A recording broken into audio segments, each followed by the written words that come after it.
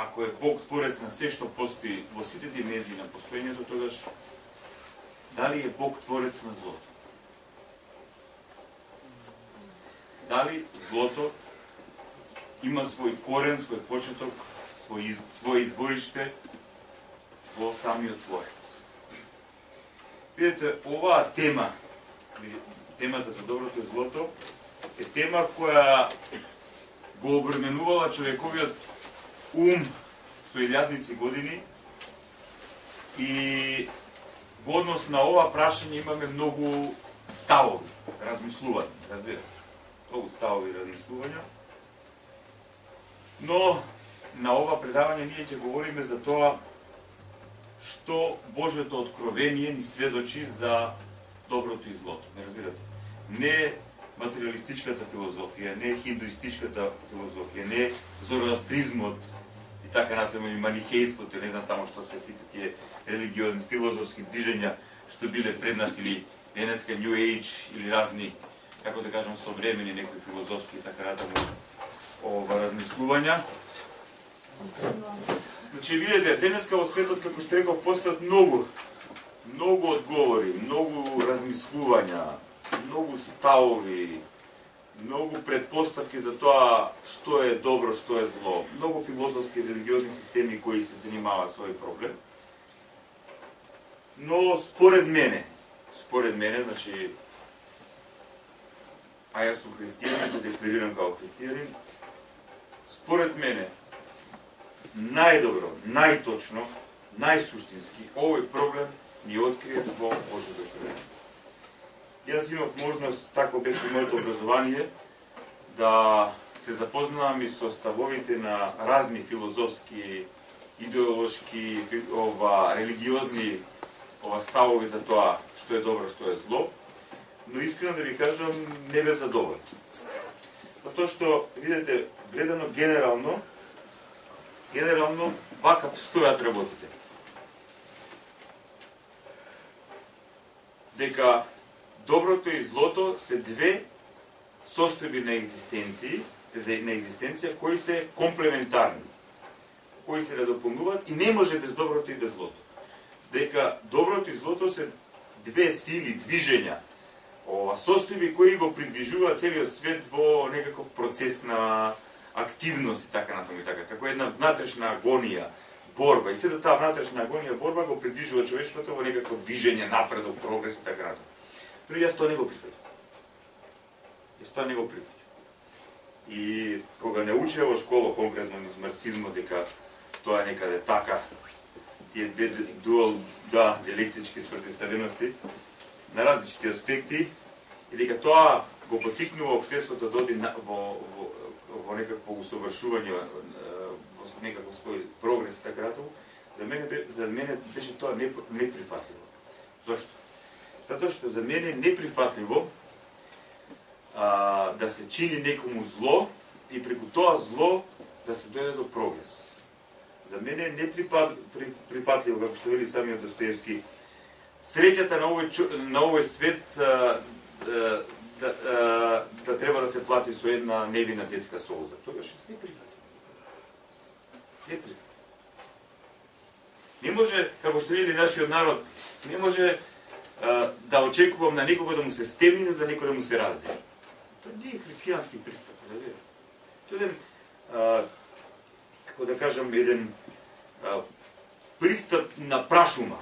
Силниот, посилниот победува, оно што е поитар, поспособен, како да кажам, тој што може да те изманипулира, тогаш тој треба да ги придвижува работите и така натаму. Тоа за мене е принципот на џунгла. Но за жал денеска тоа и така функционира во овој свет. Но јас не го прифаќам. Имам право да не прифаќам. Кажам дека не ми се допаѓа. Сега дали е така, не е така, дали е вистина, не е вистина. Што е вистина, тоа е многу широко прашање, но јас себе велам дека тоа не го прифаќам. Видите, денеска, ако правиме една анализа на нашето секојдневно живење, внимавајте, размислете убаво. Ако правиме една секојдневна анализа на тоа што ни се случува во нашето секојдневие, ајде размислете. Што најчесто за нас испаѓа дека е добро, а што најчесто за нас испаѓа дека е зло? Знаете што? Зборам, не зборам за некои исклучоци. Зборам генерално. Тие нешта што мене ми одговараат во однос на моето его, на мојата суета, во однос на мојата потреба да правам експанзија на моето его или да остварам некаква своја потреба или така натаму, сето тоа што ми помага тоа да го направам, тоа за мене е добро. А сето тоа што се спротивставува на моето его и на мојата его експанзија, на потребата да манипулирам, да властвувам со луѓето, сето што ми се спротивставува, за мене е лошо или зло. И денеска луѓето некако генерално така ќе имат поставени работите. Односно, добро е оно што им одговара на нивната, да се изразам христијански, на нивната падната природа, а зло е тоа што не им одговара.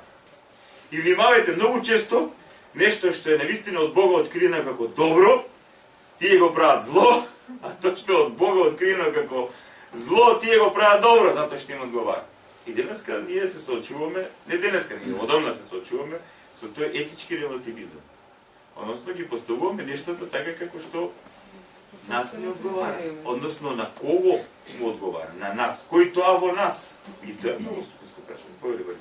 Сега да се надоврзам на тоа дека во принцип вака гледано злото е многу релативна работа, затоа што најчесто кога ќе погледнеме, најчесто најголемите искуства и лекции и поуки што ги имаме научено во животот се преку страдање. Сега зависи кој како гледа на таа работа. Некој може тоа страдање да го гледа како добро, затоа што после тоа имаме научена лекција и не знам поука и искуство, додека од друга страна за некого тоа е зло. Така што на крај краешта, ако со причинување на некакво си зло, зависно како е дефинирано, се постигне нешто добро, тогаш не знам зашто е дефинирано како зло. И тука е стапицата. Тука е стапицата. Да, тука е стапицата. Сега имаш ти на исток еден систем на Јанг. А внимавајте, тоа Јанг спротивставеноста, тамошните спротивставености не се поставуваат меѓу добро и зло. Значи, спротивставености кои се комплементарни. Суво и мокро, небо и земја, машко и женско, ден и ноќ. Внимавајте, сувото не е нешто подобро од мокрото, мокрото не е нешто подобро од сувото, мокрото не е зло во однос на сувото, сувото не е зло во однос на мокрото. Мажот не е зло во однос на жената, жената не е зло во однос на мажот и обратно. Тоа се комплементарни, комплементарни, знаете што значи? Нешто што се задополнува. Значи, нешто без што не може другото. И така да тие две нешта прават една целина. Но, според Божјото откровение, внимавајте, според Божјото откровение, според тоа што ни е запишено во Светото писмо и откриено од нашиот Творец преку пророците, преку нашиот Спасител Господ Исус Христос, преку апостолите, преку светите оци, Бог ни открива една ваква работа. Бог ни открива дека злото и доброто не се комплементарни половини од една целина. Значи, не се, значи, и тука одиме ние во тој контекст. Ние не можеме да кажеме дека злото е недостаток на добро. Темнината е недостаток на светлина. Темнина и светлина се од Бога благословени и состојбени, разбирате? Не може без темнина, не може без светлина. Но за доброто и злото не постојат, не постои таков пристап. Не постои пристап дека се комплементарни. Дека се надополнуваат. Злото и доброто не се надополнуваат. Злото и доброто се две сосем различни спротивставени состојби на екзистенција кои се наоѓаат во агресија. Сушност, поточно да кажам, злото е во агресија против доброто. Е во агресија, ме разбирате? Агресија. И тука нема комплементарност, тука нема нешто сега, ќе кажеме, на доброто му недостасува злото да биде една целина. Не. Или да го потикне да биде добро. Да, не може да го потикне да биде добро. Доброто си е добро, злото си е зло. Значи, злото и доброто не се две комплементарни состојби. Туку напротив, злото и доброто се две различни духовни состојби. Состојби, внимавајте, различни духовни состојби. Различни духовни состојби, кои не само што не се комплементарни, туку се поставени во состојба на агресија. Всушност, ако одиме по-конкретно во нештата, злото е во постојана агресија против доброто. Внимавајте, зборот агресија значи некој да те напаѓа, да те притиска со цел да те окупира, да те заземе, да ти ја заземе позицијата. Ајде да направиме сега една анализа. Земете едно семејство од 4 члена, маж, жена и 2 деца.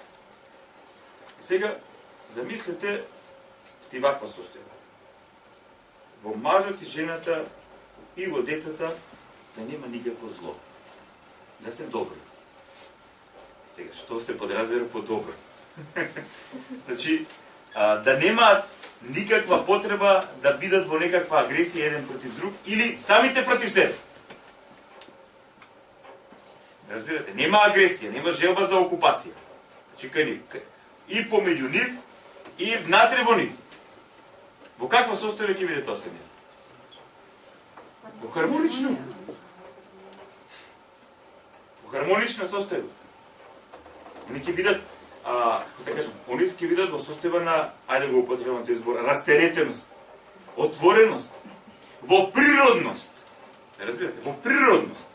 Зошто во природност? Затоа што ќе бидат во онаа состојба во која Бог не создал. Значи, во состојба на невиност, на отвореност, во состојба на доверба. Невиност, состојба на доверба. И ти си отворен за секој. И тука има апсолутно, како да ви кажам, учество во животот на другиот, но не со цел да го окупираш, не со цел да имаш агресија, туку да го надополниш. Да учествуваш во неговата радост, во неговата среќа, во неговата љубов. Замислите такво семејство.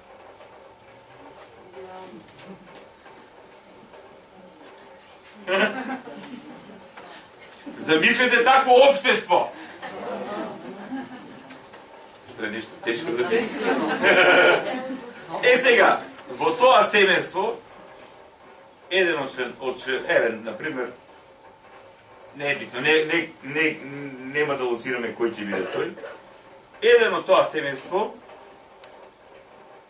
има во себе состојба на лага.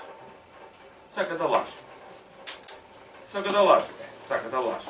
И почнува да ги лаже останатите членови на семејството. Од први, членовите на семејството ќе му веруваат. Зошто? Затоа што тоа е природна состојба на човекот. Да ти му веруваш. Зашто би те лажел некој? Не разбираш? Човек кој во природна состојба, тој, односно, во онаа состојба од Бога благословена, тебе не ти ни паѓа на ум, зашто би ме лажал? Која е целта сега? Новој те лаже. И ти со текот на времето разбираш дека тоа што он го прави, во тебе предизвикува немир, предизвикува внатрешен хаос, револт. И сега, внимавајте, ти почнуваш тук да го редефинираш односот кон тој член на семејство. А особено замислете ако тој почне да лаже на овој начин. Јас слушнав како тој за тебе зборуваше така и така. А, тоа е лага. При што? Него му оди и му вели. А јас слушнав дека овој за тебе збори така и така. Лагаши. Значи, таа личност X од семејството и доаѓа на личноста А од семејството е вели така и така, личноста Б за тебе зборува тоа и тоа. Значи негативно. Негативно, негативно. После тоа на личноста Б и оди и вели личноста А за тебе зборува тако и тако. Односно тоа и тоа. Се што се случува? Први и основно инфекција, да, ментална инфекција се случува. Први, внимавајте, човекот е така формиран од Творецот, тоа го отфрлаш, пошто не е природно. Не под природно се подразбира онаа состојба за која и во која сме создадени од Творецот. Во со текот на времето, тука е сомнежот. Да, тоа е црвот. Сега, ти почнуваш да го гледаш, односно, таа личност А, што веќе има наполнета глава, однос на личноста Б, почнуваш да го гледаш човекот со тоа како оваа личност што лаже, ти создала слика за таа личност, за личноста Б, например. И обратно, личноста Б со сликата што ова личност З има создадено за личноста А и почнува секој да се гледа низ лага. И со текот на времето, што се случува? Отвореноста, невинноста, довербата, љубовта почнува да се губи, интензитетот започнува да се губи. И луѓето започнува да се затварат. И тука почнува веќе состојба да се формира состојба на егоизам. Состојба на егоизам, јас се мислам за себе. Мислам за себе, се овие немам доверба, ја мора да мислам за себе. И почнувам да мислам само за себе. И секој ќе почне да мисли само за себе, и секој работите ќе ги доживува само преку себе и преку својот интерес, и тогаш што се случува? Зло. Значи ние преку овој пример всушност не е едно секојдневие кој функционира во сите нивоа на нашето живење во овој свет. Како лично, така и семено, како на работа или било каде, во црквата, било каде. Со ова се среќавам. И затоа што со векови трае всушност оваа инфекција, и затоа луѓето денеска се во ваква состојба во која се. Луѓето се затворени. Луѓето се во недоверба. А дури и добриот човек со текот на времето, кога ќе види какви се останатите, он почнува да се затвори. Он губи ентузијазам, ја губи својата невиност и отвореност и почнува на друг начин да ги вреднува работите. Да ги мери. И отаму во општеството, во заедничкото живење се создава состојба на недоверба. Никој нема доверба во него. А се сеќавате кога зборувавме за Света Троица, за тие три личности, кои имат апсолутна совршена предаденост љубов на една на друга. И оттаму е таа огромна енергија. Зашто нашето човештво денеска исцицано да не е? Затоа што ние сме полни со недоверба. Полни сме со недоверба еден кон друг и полни сме со недоверба сами кон себе и кон се што не окружува. А полни сме со недоверба затоа што имаме лошо искуство. Непрестано имаме континуирана состојба дека некој не манипулира, не лаже. Ретко е кога ќе доживееме нешто нормално, па и тогаш викаш, чекай, што му е у суштина? Што мисле овој? Да, што се крие позади доброто што овој го прави? Да, и денеска, пошто вика, и тоа има и такви луѓе. Баш кога ќе видиш некој човек кој навистина се поставува како добар, искрен, добронаверен, тој кажеш, овој веќе соврши во манипулација.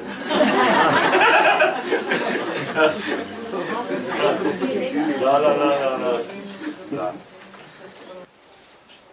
Сега, прашањето е. Зошто на почетокот? Од каде? Да, од каде? Зошто на почетокот почнато? Од каде е злото? Од каде е злото? Ами од каде е доброто? Ај сега за доброто зборувавме. Зборувавме и во првото и во второто предавање, дека се што е создадено од Бог, се што е создадено од Творецот, е создадено како добро. Значи, доброто доаѓа од Творецот, кој е апсолутно добро. И сега, а што е доброто? Од каде ајде? Ма што е доброто? Нимаме. Не. Си има дефиниција. Доброто е совршена состојба на постоење или совршен поредок на постоење. Состојба или поредок на постоење, промислен, создаден и благословен од Творецот. Имаме. Значи, совршена состојба или поредок на постоење. Поредок на постоење. И таа состојба или тој поредок е промислен, значи Бог го има промислено, Бог го има создадено и Бог го има благословено. Да, и виде Бог дека она што го создаде е добро. Значи, се што е создадено од него има совршена состојба на екзистенција. Значи, тоа е апсолутна хармонија, равновесие, равнотежа, комплементарност, споеност, пожртвуваност, предаденост, ме разбирате? Се што постои во овој свет е вака. Нашето тело, тргнете од нашето тело. Нашето тело е апсолутен символ на љубов. Сите органи во нашето тело си служат еден на друг. Поредок. Поредок. Така Бог си ги промисли работите. Исто така надвор од нашето тело, во овој свет. Земете, внедрете се во еден лист, во еден атом, во едно јаболко, во се што постои во овој свет што е создадено од Бог. Вие секаде ќе го приметите тој поредок и таа состојба. Се е поврзано едно со друго за да му служи, да се служат едно со друго. Да имат комплементарност, предаденост. Разбирате? Тоа би било, како да ви кажам, дефиницијата за доброто. Значи, доброто е состојба или поредок на постоење кое доаѓа од Творецот. Творецот таа состојба има промислено. Ќе кажам промислено, значи самиот тој дошол до тоа дека нема посовршена состојба или поставеност на екзистенција од тоа. Разбирате? И тоа доаѓа од него. Затоа што он е таа екзистенција на добро и он таа екзистенција на добро ја создава во сите нивоа на екзистенција што ги создава. И во духовниот и во материјалниот свет. Исто создавајќи таа состојба, тој создава и таков поредок на екзистенција. Поредок. Поредок, значи ред. Се има свој ред. Нема безредие. Се има свој ред. Е сега злото. Што е злото? Злото е состојба на екзистенција. Состојба на екзистенција. Безредие. Не поредок, туку безредие. Состојба на екзистенција која потикнува безредие. Без поредок. Потикнува хаос. И таа состојба на постоење, која потикнува хаос, која потикнува безредие, која го руши Божиот принцип на постоење, ни доаѓа од една личност.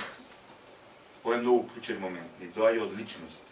Затоа што злото не може да постои надвор од личноста. Ова е многу битен момент. Злото не може да постои надвор од личноста. Злото не може да постои во овој фломастер. Злото не може да постои во оваа чаша. Злото не може да постои во еден цвет, во едно јаболко, во една лубеница, во атомот, протонот, Во компјутер. во компјутерот, во генот. Вирусот треба да прашаш од кај доаѓа. Компјутерот сам по себе си нема тако нешто. Некој го има. Да. Да, ме разбирате? Еве сега, ајде направите си вие анализа. Вие од кого и со кого, односно, од кого доживувате зло и со кого имате проблем на план на зло? Личност. Од кога ние сме личности? Можете ли да имате проблем со нешто што во вас предизвикува зло, потикнува зло и создава состојба на зло, на немир, а што не е личност? Па може, како не. Систем кој што е создаден од личности. А нема.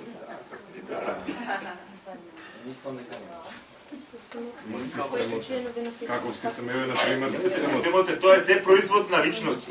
Така, Морам нешто деперсонализирано, нешто што не е личност. Можете ли, например, да отидете, еве, Не е битно било кај да отидете. Може да се удавите там. Но поентата е, разбирам и се сложено потполно, мислам, да. Кола? Поентата е, разбирам и се сложено, значи од Бога оно што е дадено не може да биде зло. Не може. Ама Е сега, Не се дали постои, сега спомнав дека злото ми доаѓа од една личност. Од една личност. И сега прашањето е, чеке малце, која е таа личност? Која е таа личност? Во Светото писмо нас ни откриено, еве конкретно јас ви наведов тамо да отворите и кај пророк Исаија и видиме овој стих. Како падна ти од небото, денице, сине на зората, се разби од земјата ти, кој ги огнетуваш народите. Во срцето свое си велеше, ќе се искачам на небото, ќе го издигнам престол од свој погоре од Божите звезди и ќе седнам на гората во соборот на боговите, на крајот од северот, и ќе се искачам до висините на облаците, ќе се изедначам со Севишниот. Кај пророкот Језекил го имаме овој 15-тиот стих, кој се вели вака: Ти беше совршен во патиштата своји од денот кога беше создаден, се додека не се најде во тебе беззаконие. Ова е многу битен стих. Многу битен стих. Значи, ти беше совршен во патиштата своји од денот кога беше создаден, се додека не се најде во тебе беззаконие. Значи, Светото писмо, Божјото откровение ни открива дека состојбата на зло ни доаѓа од една личност од духовниот свет. И таа личност, како што ни говори и сведочи Светото писмо, таа личност била создадена од Творецот. Но внимавајте, не била создадена од Творецот како зла. Таа личност не била создадена од Творецот како зла. Бог таа личност не ја создал да биде зла, односно со зло. И не случајно убаво тоа го дефинира пророкот Језекил. Значи, беше совршен во патиштата свој, се до денот во кој во тебе не се најде беззаконие. Се тоа се така каже нам, што тоа значи. Беше совршен во патиштата свој. Значи, да одиме сега малце подлабоко. Значи, тука се работи за ангелско битие. За ангелско битие. Бог прво ги создава ангелите, односно духовниот свет. А потоа материјалниот свет, се што постои во материјалниот свет, па вклучувајќи и оваа наша планета Земја, се што постои на оваа наша планета Земја, на крајот создавајќи го и човекот. Е сега, пред Бог да го создава материјалниот свет и се што постои во материјалниот свет, Бог го создаде духовниот свет. Односно, светот на ангелите. Што тоа значи, браќа и сестри, тоа е крај многу комплицирано и неискажливо. Ние не можеме да го дефинираме материјалниот свет, па камоли светот на ангелите. Но едно ни е јасно. Како што Бог човекот го создаде по свој образ, односно го создаде како личност, така Бог и ангелите ги создаде како личност.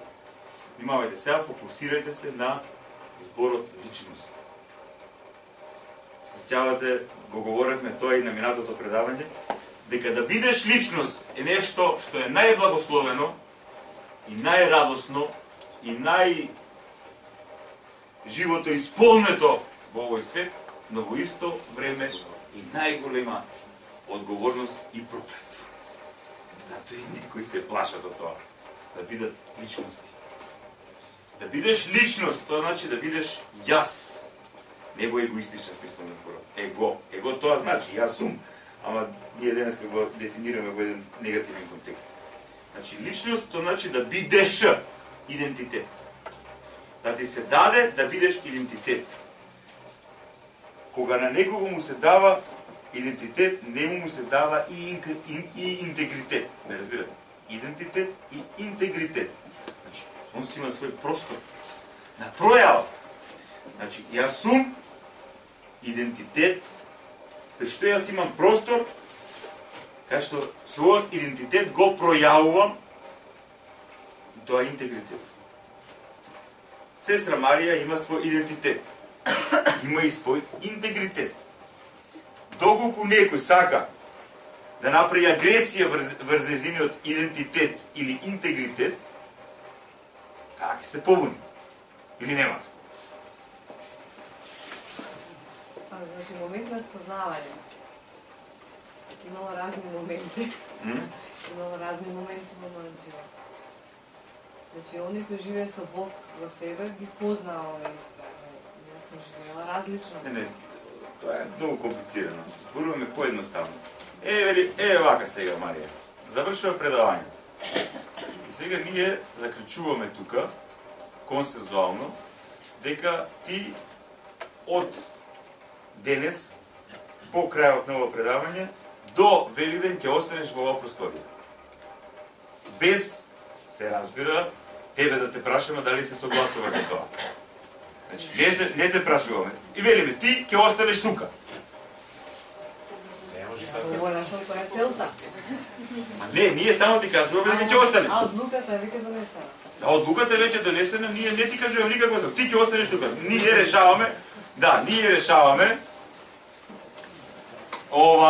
да ставиме рака на твојот идентитет и на твојата волја, на твојот интегритет. Ние го решаваме тоа. Како ќе реагираш? Дека се брана. Нормално е дека ќе се брани. Нормално е секојаш да го браниме својот интегритет, ме разбирате? Идентитет. Нормално. Затоа што ако не го брани својот интегритет, идентитет, ти не си личност. Или одиш во состојба на тотално различнување. Кога човек паѓа во состојба на крајна депресија, на крајна бесмисла, тогаш оди во состојба на различнување. Тогаш оди во состојба на таа потреба да се уништи себе си. Тогаш, тој е веќе патолошка болна состојба. Тоа е патолошка болна состојба. Но, да, кажи. Може да. Затоа што го спомнувате идентитетот. Затоа што, например, можеби Марија не се идентификува со... Сега, доаѓаме до моментот со кого се идентификуваме. Идентитет. Значи, кој идентитет? Тоа не преме, ја тоа реков, да ги упростиме работа. Просто и викаме не може да си одиш дома. Не влегуваме сега што се идентификува. И викаме не може да си одиш дома. И го взимаме мобилниот, се и тука ставаме стражари 23, заклучуваме и не може. Значи, и се спротиставуваме на незината волја. Значи, и газиме на незиниот интегритет. Она има свој интегритет, има свој простор. И ние газиме на просторот. Не може. Сега бахте. И тоа, внимавајте.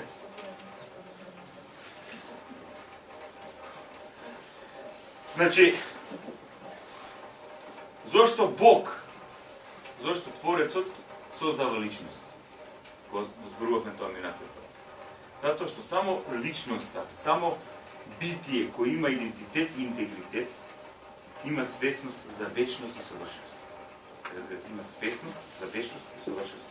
Односно, има свесност и сознание за тоа дека Бог, дарувајќи и идентитет и интегритет, и дава потенцијали во себе, таа личност преку својот идентитет и интегритет да се устрои како вечно, богослично битие. Разбирате? Да стекне совршенство на екзистенција.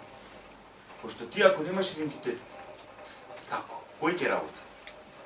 Ако немаш идентитет, со кого ќе работиш? Ти стануваш абстракција. Да се вратиме на личноста. Внимавајте, ајде да направиме еден ментален експеримент. Отстранете ја личноста од овој свет. Отстранете ја личноста од Борика. Што ќе остане?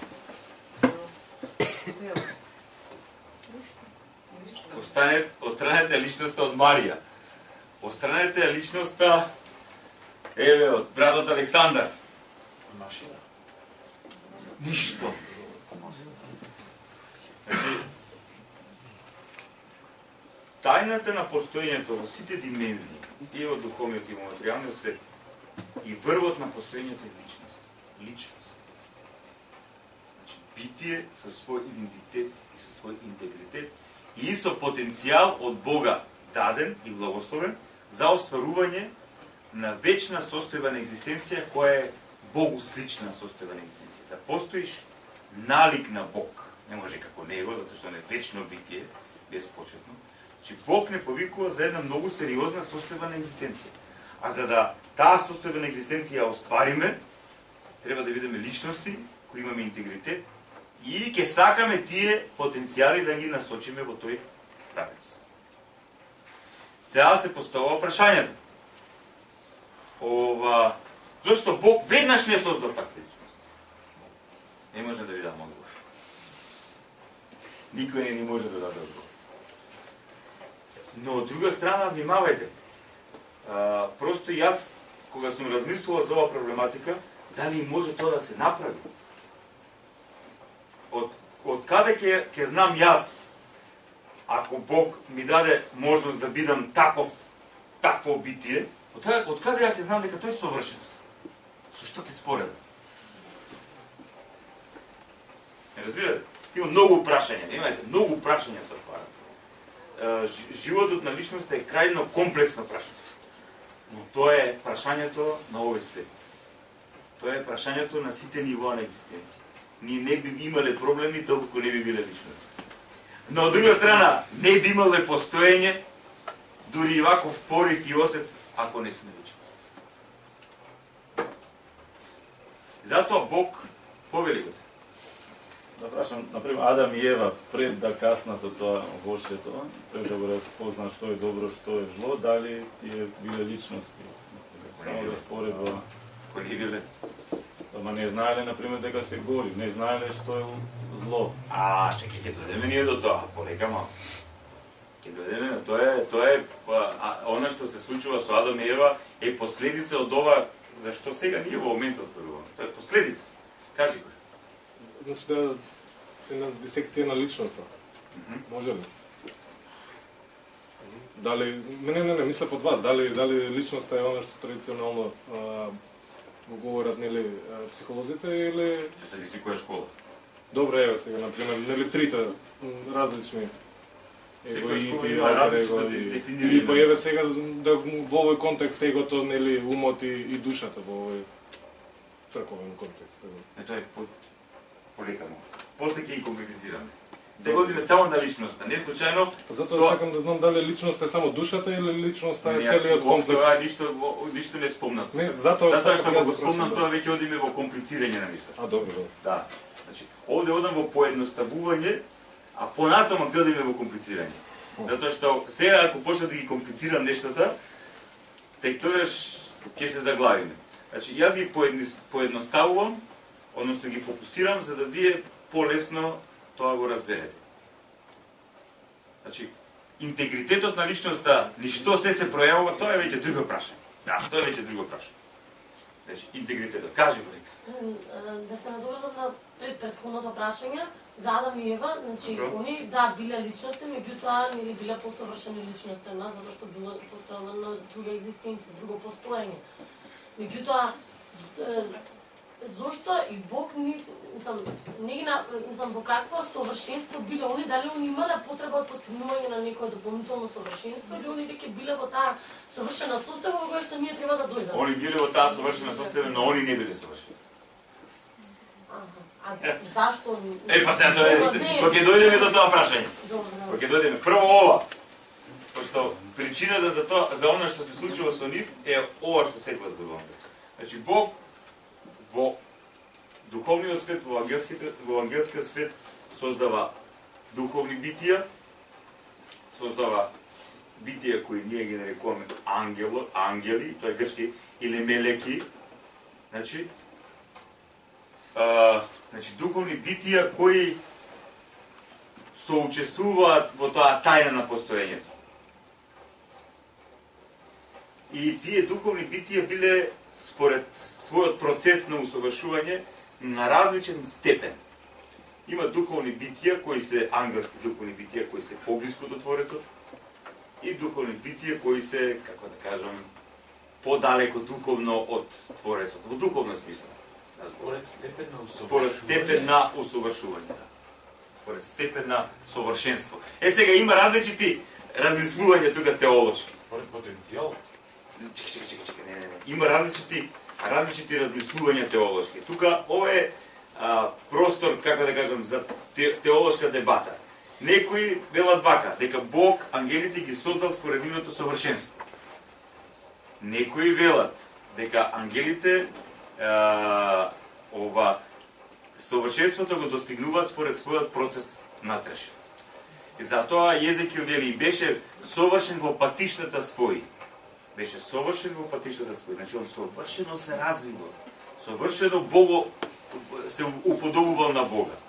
Совршено ги остварувал тие потенцијали што Бог му ги дал на оној што ние го нарекуваме сатанаја или сатана. Бунтовни, противник. Вели Езекил, се до денот во кој во тебе не се најде беззаконие. И сега, кој е беззаконието? Пазете, беззаконие значи безпоредок.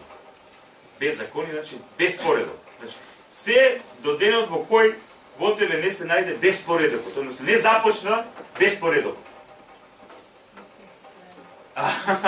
Колега малце. Сега, внимавајте, личност има свој идентитет, има свој интегритет и има своја волја.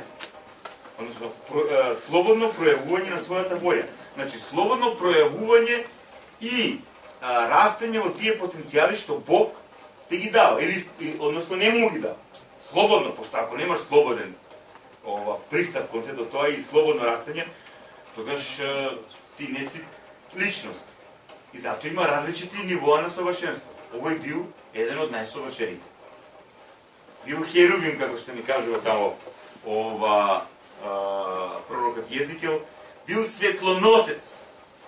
Оној што на ангелите им ја пренесувал Божјата светлина, односно Божјата мудрост, вистина на екзистенција. Оној што ја разоткривал тајната на екзистенцијата, ме разбирате? За се тоа е само збор што го зборувам, а што тоа значи во длабочината? Че бил на многу висок степен на екзистенција. Че он продрал во таа тајна, ме разбирате? Се до денот во кој во него не започна тој безпоредок. Во што се крие тој безпоредок?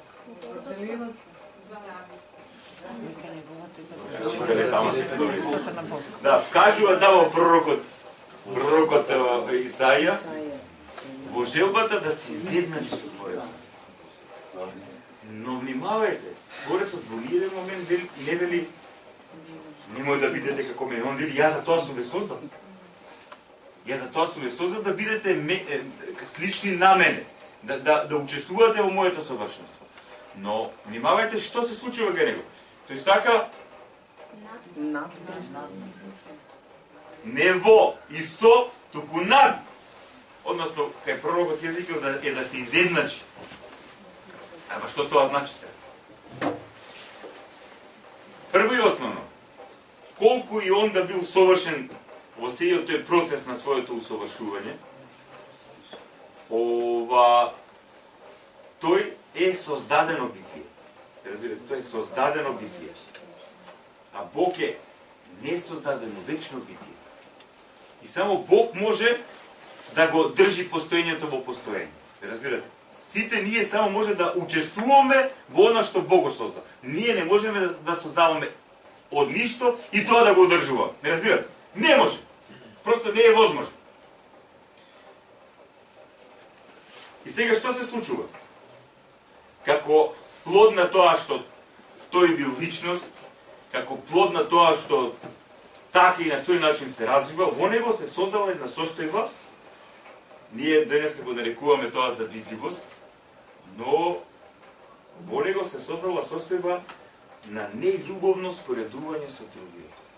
Пошто да одиме подлабоко сега во нештата. Бог сите нас не создава различни како личности.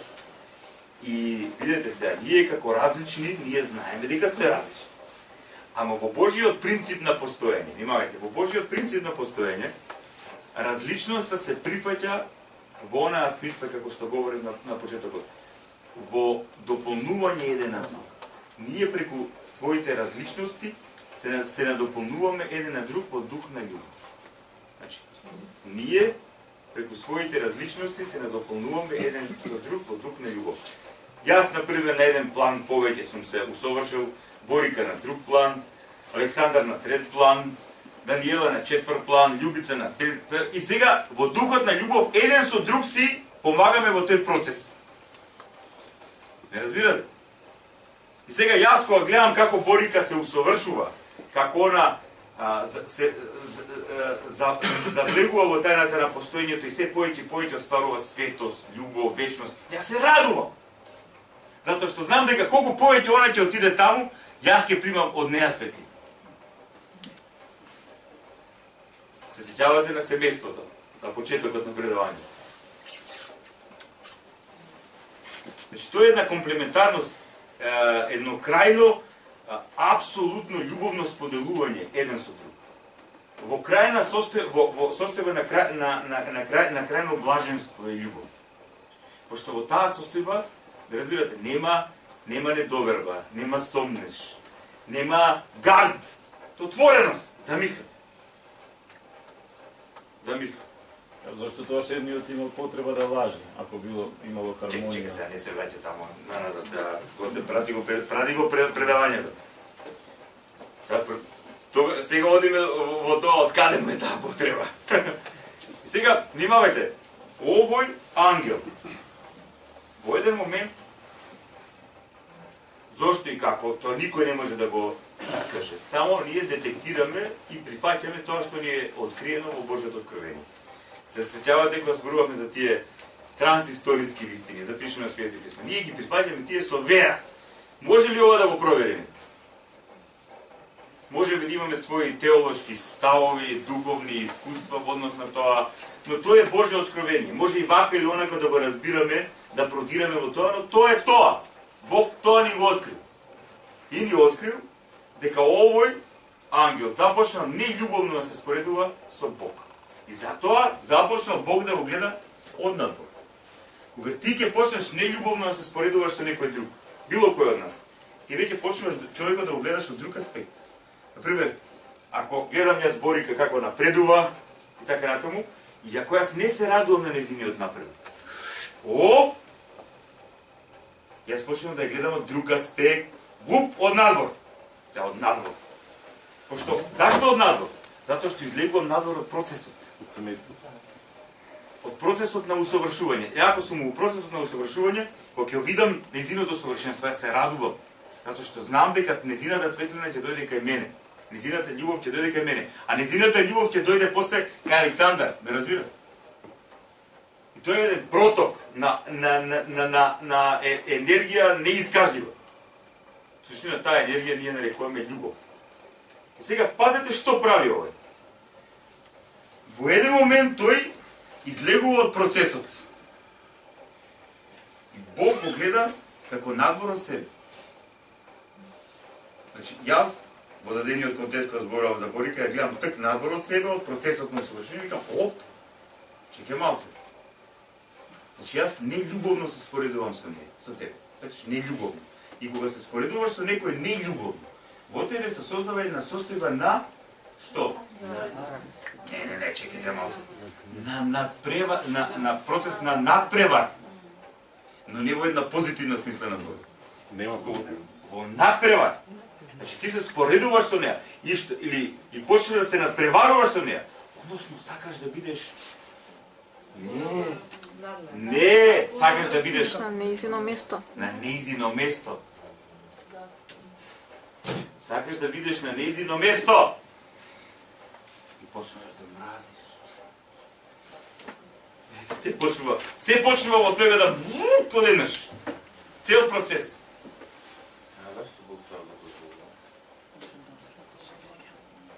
Не можам да ти кажам. Бог го дозволил тоа што е процес кој се осварил од таа личност, а Бог ни дал слобода и Он не оди против нашата слобода. Не, слободна волја. Има многу работи тука. Не смееме да поедноставиме, разбирате. Не сте овие работи толку едноставни. Дали А зошто еве не го спречил тоа? Видел он Луцифер. Чек, тоа е многу битно прашање, ќе зборуваме за тоа. Тоа е многу битно прашање. Да. Многу прашања има овде. Но ај само момент, само околу злото. Пошто ние денеска се соочуваме со злото. Сега после тоа ќе разговараме зошто и како и така. Но денеска ние се соочуваме со таа состојба. Внимавајте, кога тој излегува тој процес на усовршување, кога излегува тој процес на единство со Бог, кога во него започнала состојба на напервар со Бог, на едно спротивставување во однос на личноста на Бог, тој сака да го истисне Бог. Ме разбирате, тој сака да го истисне Бог. И што прави? Затоа што не може да го истисне Бог, односно не може да го истисне од Бога поставениот поредок на постоење, тој во себе и надвор од себе создава, односно започнува состојба на екзистенција спротивен на Бог. Спротивен концепт. Разбирате? Спротивен. И значи се што било кај него од Бога поставено преку тој поредок совршен како добро, тој на сето тоа му дава негација. Не. Односно става негација. Не на доброто. И што е злото? Не добро. Злото е негација на доброто. Што е лагата? Невистина. Што е омразата? Што е смртта? Само негација. Само ставете негација. Значи, агресија. Не! Агресија, да разбирате? Негација. Јас се негирам, јас сум во агресија, јас одам во окупација. Јас не те прифаќам тебе, јас одам во окупација, јас сакам да те истиснам. И замислете Бог.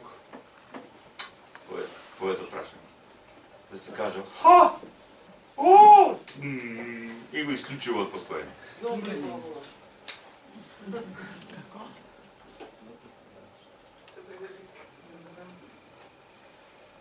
Тука има многу комплексни работи. Но, сега како оди тој, ние го нарекуваме ланец или синџир на злото. Значи, во еден момент, сите тие состојби што од Бога биле поставени кај него како добро, во тој поредок на добро постоење, со потенцијал за вечност и така натаму, за таква усовршена состојба на екзистенција, сето тоа тој го свртал во негатива. Значи, потикнато за видливост. И во него веднаш се создава состојба на... Мола? Во него се создава веднаш состојба на гордост. Што е состојба на гордост? Состојба на гордост е кога вие немате објективна представа за тоа кои сте и во каква духовна состојба сте. И сакате да видите нешто друго. Веќе си фабрикувате во себе представа за себе. Во својот ум, во својот внатрешен човек, си фабрикувате во себе представа за себе. Како сака вие да бидете. Дали сакате да бидете како Борика или сакате да бидете не знам таму што, вие се алиенирате од себе, се оддалечувате од себе и се создавате некаква состојба за себе со која вие се идентификувате на тоа вие не сте. И веднаш навлегувате, пошто вие таа состојба треба да ја браните, завлегувате состојба на егоизм. Значи, таа ваша лажна представа за вас станува ваша вистинска личност. Измислената личност станува ваша вистинска личност. Ваш идентитет, ајде да го употребам. И вие се идентификувате со нешто погрешно, со нешто што не сте вие. И вие мора да го браните тоа. И тоа е егоизм. Егоизмот кај нас. Егоизмот, тоа значи човек кој е егоиста, а сите сме ние. Знаете кога егоистот брани нешто? Што брани? Илузија. Илузија брани. Илузија која му уништува животот, тоа ја брани. Немилосрдно ја брани, човече, па тоа не мога. Значи, завидливост, гордост, егоизам И состојбата на егоизам ве доведува во состојба на суета. Че вие се испразнувате, односно самите работите на тоа да се испразните од тоа што вие сте вистински, односно самите вие преку суетата, односно преку егоизмот, се испразнувате од вашиот вистински идентитет, од тоа што вие сте на вистина како Божје создание и создавате во себе некакви лажни вредности за себе си. Човек со лажна вредност за себе си, суетли човек. Суетли човек. Кога вие со суетли човек и разговарате за нешто, а гледате дека него бива за ништо, не можете ништо да му кажете. Па ќе ве утева. А ништо нема. Страшно. Значи, завидливост, гордост, егоизам, суета. Фу! И сите тие состојби, немајте, тие состојби, противположни состојби, одеднаш се формирале во природата на оно што ние го нарекуваме Сатана.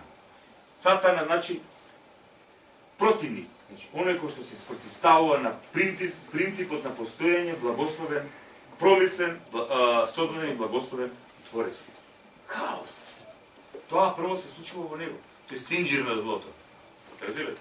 Завидливост, гордост, егоизам, суета. Тие состојби, тоа се отров, духовни отрови. Духовни отрови. Сега што е најинтересно, тогаш тој започнува да ја брани таа состојба. И надвор од себе, од другите ангели, ја брани со лага. Почнува да лаже. Што е лага? Спротивставување на вистината. Тој почнува да внесува хаос во Божјиот поредок, како оној во семејството код се. Внесува, пошто замисли што има сега тој во својата природа, за да почне да лаже. Не лажат луѓето тек така. Значи, кои се отрови има внатре во себе за да почне човек да лаже. Значи, да лаже, тоа значи да ја зачува својата лажна состојба, да ја оправда својата лажна состојба и внимавајте, тој има задоволство да причинува хаос. Тоа е веќе патологија крај. Тоа е зло, тоа е демонизам. Зло, значи, задоволство да причинуваш хаос. Хаос! И тебе ти е тоа задоволство. А тоа го гледате ли? Се тоа свесно се. Свесно! Се е свесно. Свесно! Тоа е демонизам. Значи, тоа е се свесно. И сега, свесно во која смисла на зборот? Свесно во таа смисла што таа личност тоа го прифаќа тоа слободно. Слободно сака да биде.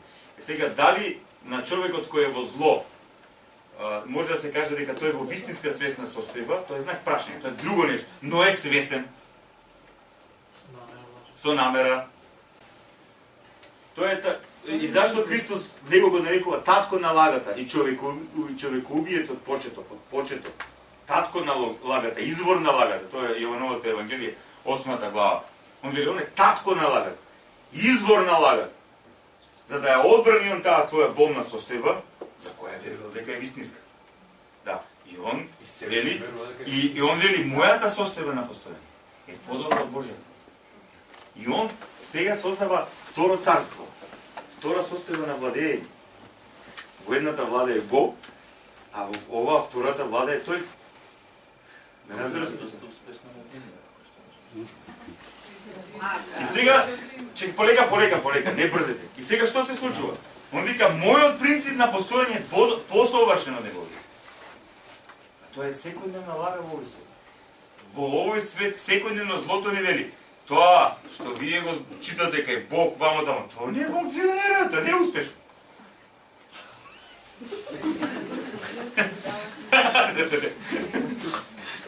Да, дојдете кај мене. Тоа се случува пред Адам и Ева? Да, се тоа пред Адам и Ева. Да, тоа е тоа. Да, и сега што се... Да, и сега внимавајте. И сега он успева да излаже 1/3 од ангелите. 1/3 од ангелите која не за нас не искажи збор, кој кафе тој број.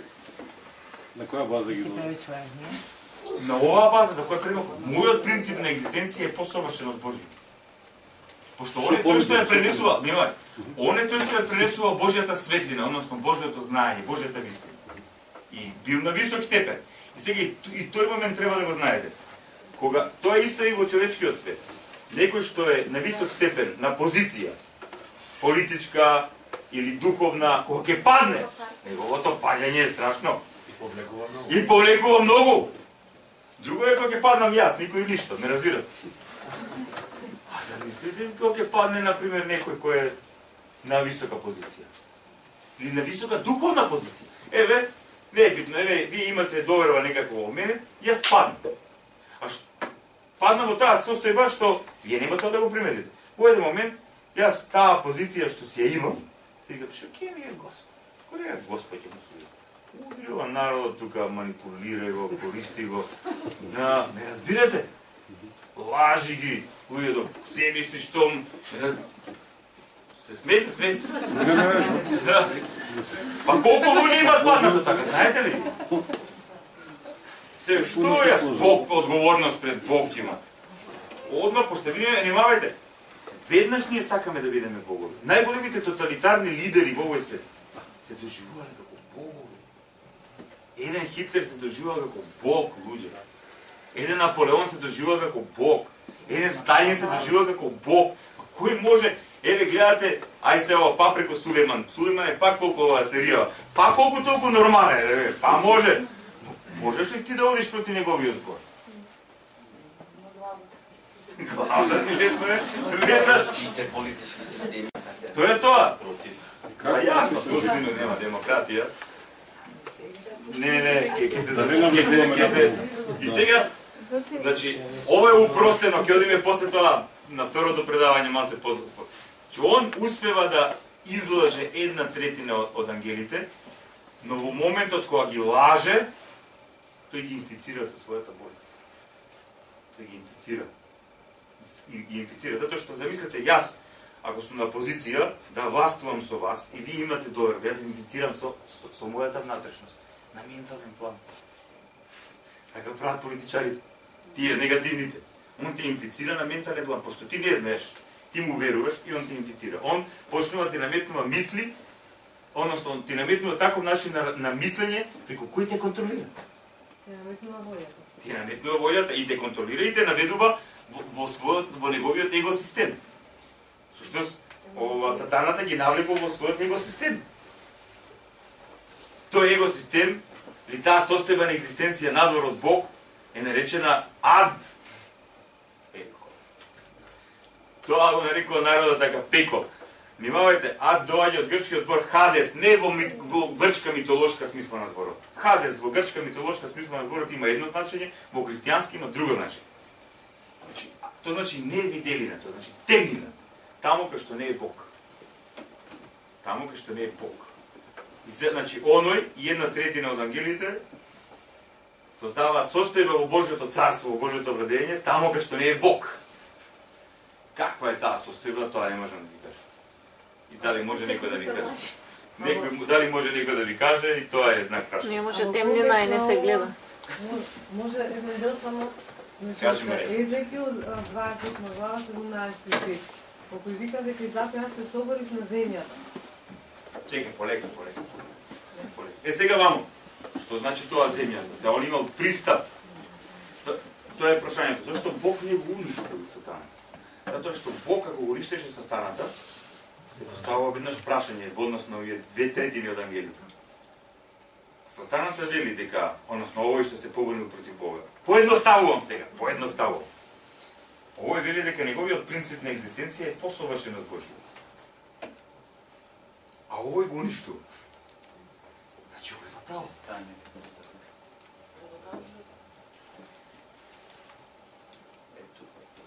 Е сега, во овој свет, например, јас знам луѓе кои не ме сакаат. Од ред причини си имаат причини зашто. Немаат позитивна емоција кон мене. Океј, тоа е нивен избор, но не се стопираат само во имање на негативна емоција кон мене, туку одат и кон клеветење.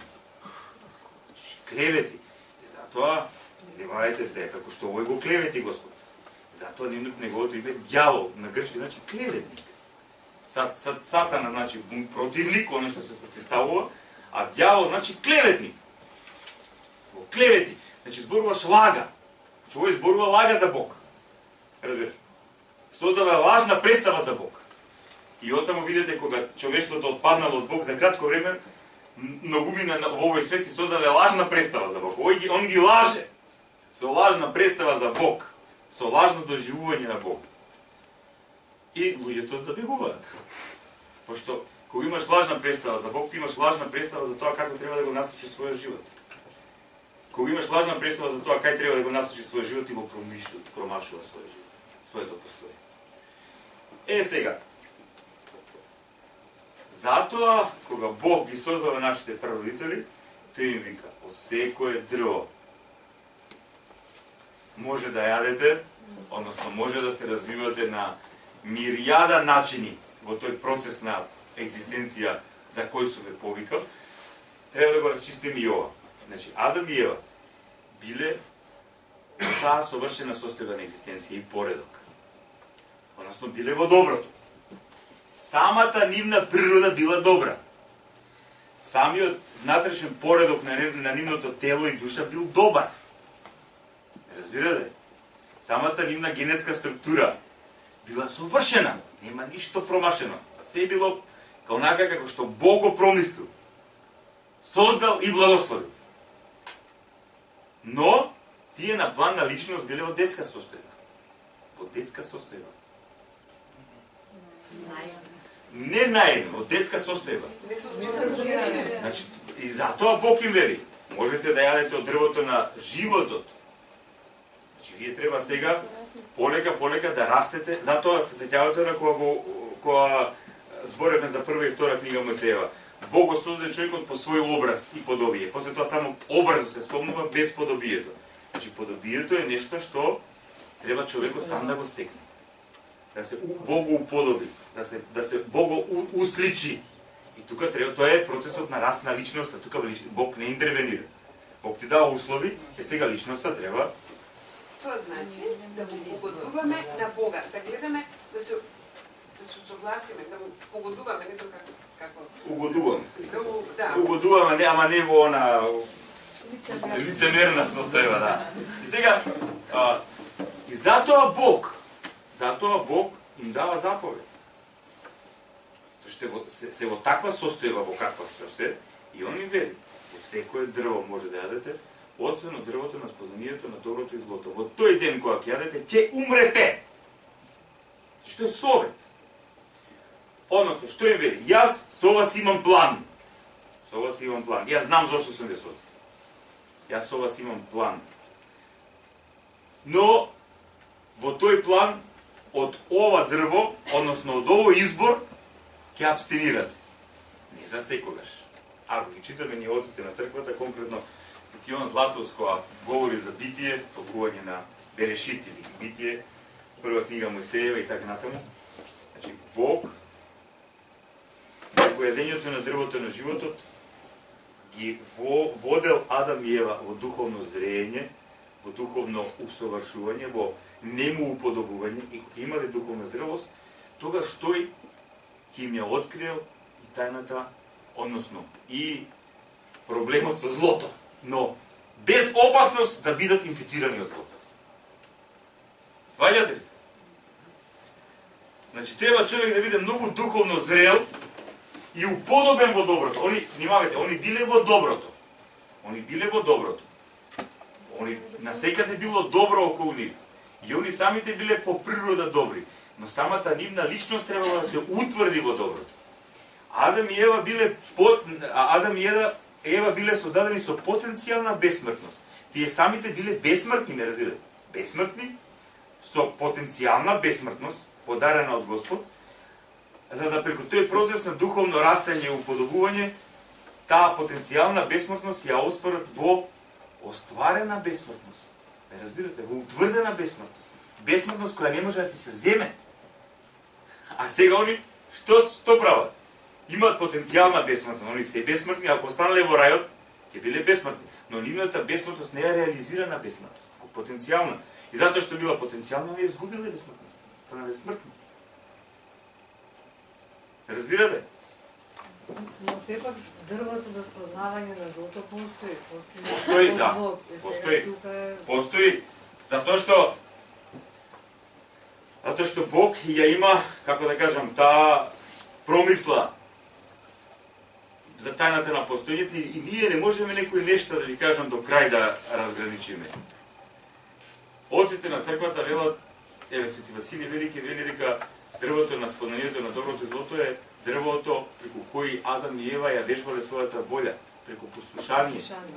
И преку послушанието оди процеси на зрење на личноста. Има многу нешта, ова е наједноставно кажам.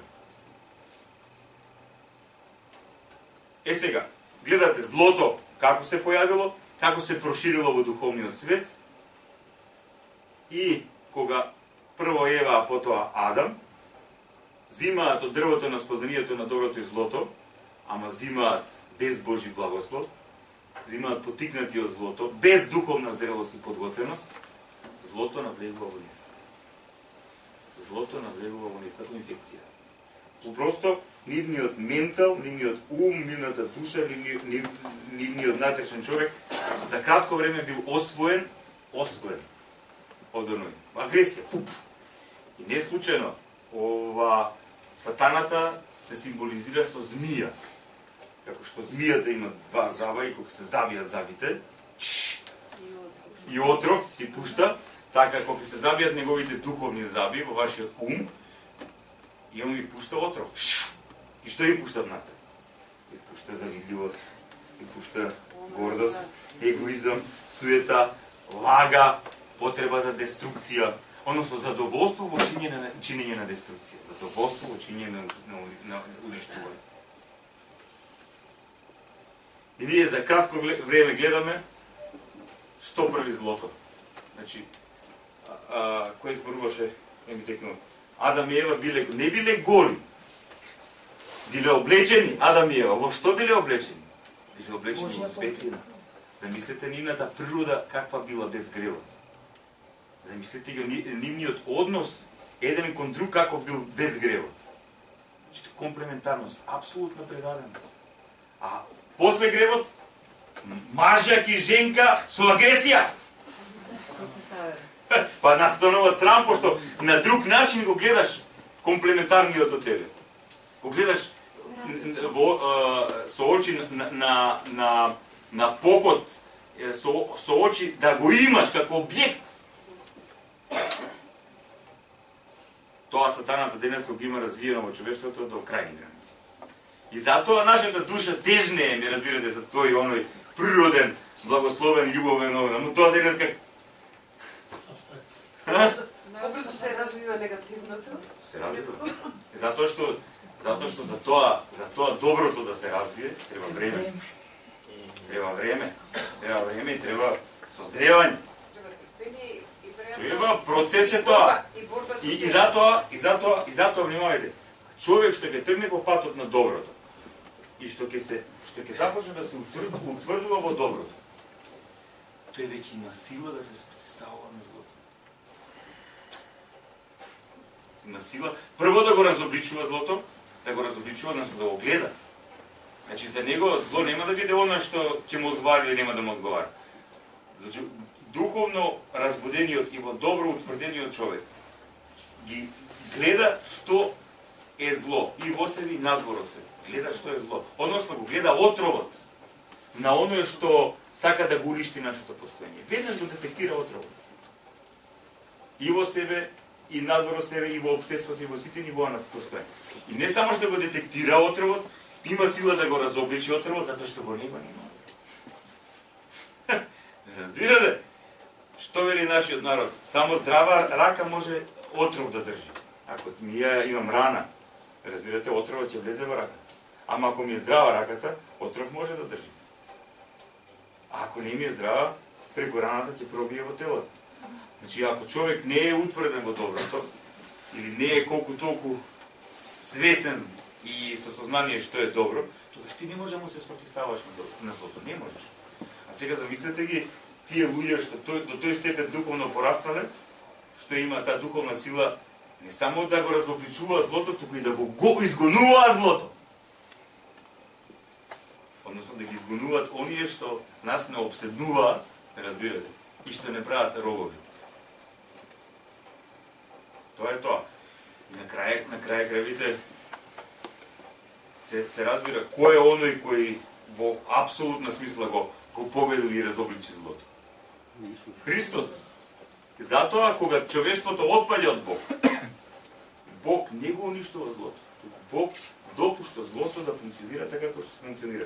И кога се исполнило времето на Божјата промисла, злото да биде разобличено, да биде победено, Бог не го победил злото, не го разобличи злото со мојте на своето, како да кажам, решение, од сега злото ќе го ништа. Бог станува човек. И злото го победува, го разобличува на крст, во крај на немоќ. Тоа е многу мислам, тоа само Бог може да го каже.